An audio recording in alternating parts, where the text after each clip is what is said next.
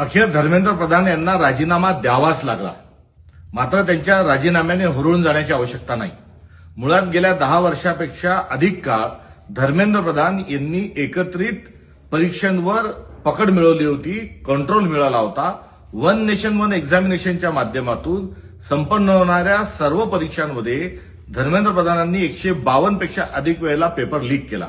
याचा अर्थ काय की वर्गविशेष आणि स्वतःच्या राजकीय पक्षाला आणि हितसंबंधांना त्यामध्ये प्रवेश सुनिश्चित करायचा, तर दुसऱ्या बाजूला जे निवडक जे शिकवणीचे वर्ग आहेत त्यांच्याकडून भ्रष्टाचार करायचा, त्यांच्याकडून पुरेपूर पैसे उकळायचे.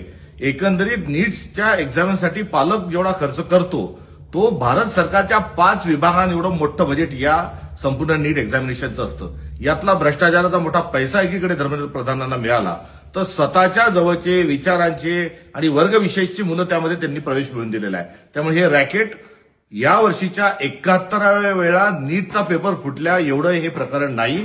याची पाळंमुळं फार खालपर्यंत गेलेली आहेत.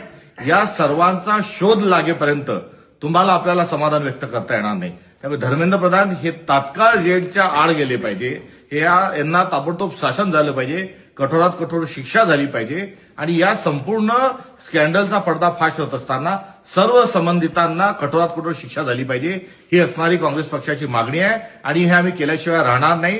थोडक्यात धर्मेंद्र प्रधान लवकरच चक्की पिसिंग या त्यांना दंड झाल्याशिवाय काँग्रेस पक्ष स्वस्थ बसणार नाही.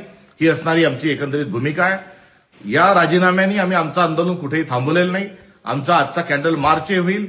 यासोबतच पुढे देखील आंदोलन सुरू राहील, कारण संसदेमध्ये मेरिटवर चर्चा झाली पाहिजे आणि जे काही मुद्दे विरोधक मांडणार आहेत, राहुल गांधी मांडणार आहेत, या सर्वांवर जबाबदारीनं त्या ठिकाणी उत्तर आलं पाहिजे. ही आमची मागणी आम्ही तशीच लावून धरलेली आहे.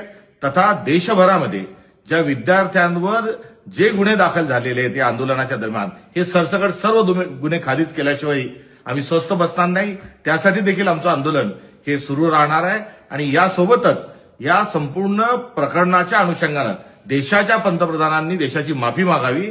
या आमच्या राहिलेल्या ज्या 3 मागण्या आहेत, या 3 मागण्यांकरता आमचं हे आंदोलन यापुढे असे सुरू राहील.